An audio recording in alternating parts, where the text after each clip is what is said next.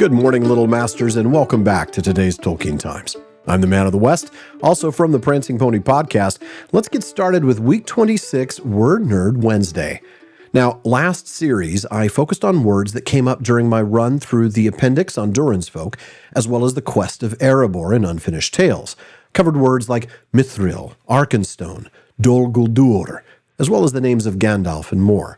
Now, that proved to be an interesting way to approach Word Nerd Wednesdays, and I'm going to try it again, tying it into my readings for Third Age Thursdays.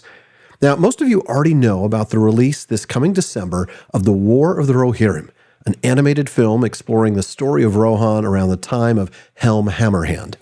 Well, to help you all get ready for that, I'll be exploring the story of the origin of Rohan from Cirion and Eorl in Unfinished Tales. With that in mind, our words for today go back to the beginning. Now, early on, when we'll read about the Northmen, we'll learn that they would eventually call themselves the Éothéod.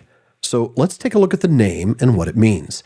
We'll start with the simplest and most obvious answer, found in a footnote to the section called Cirion and Eorl and the Friendship of Gondor and Rohan, found in Unfinished Tales.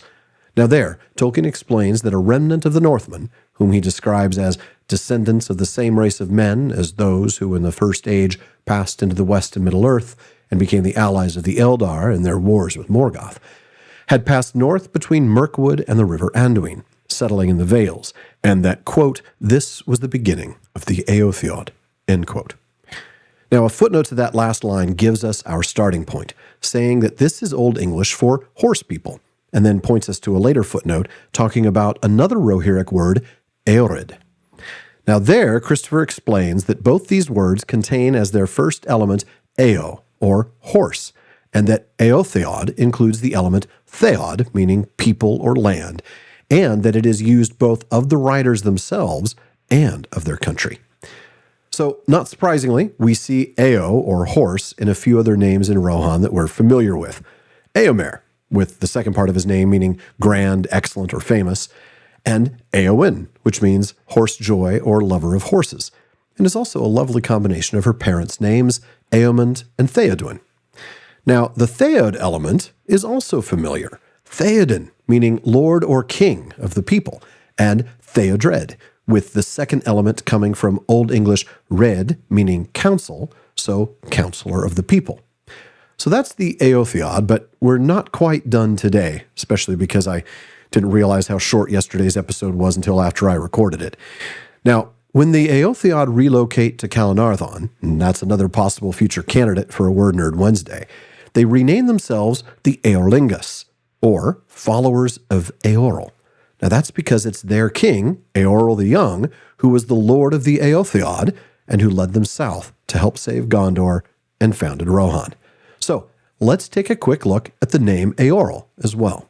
It's from another Old English word, surprise, Eorl, meaning brave man, warrior, leader, chief, and is contrasted with Ceorl, where we get the noun churl and the adjective churlish.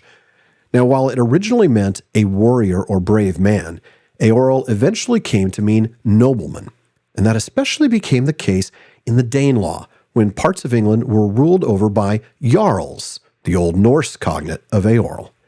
And with that we come full circle, because the Icelandic translator of The Lord of the Rings uses the name Jarl for the character of Eorl. And folks, that's it for today's Word Nerd Wednesday. But come back next time as we wander the wide, wild, wonderful world of words weekly on Wednesdays. And if there's a word you want to know more about, please let me know by emailing barnabin@theprancingponypodcast.com. Please visit patreon.com/TolkienTimes to learn how you can support the show, get an ad-free feed, a monthly hangout, bonus weekly episode, all that good stuff. And join me again tomorrow on today's Tolkien Times for Third Age Thursday, when we dive into the story of Cirion and Eorl.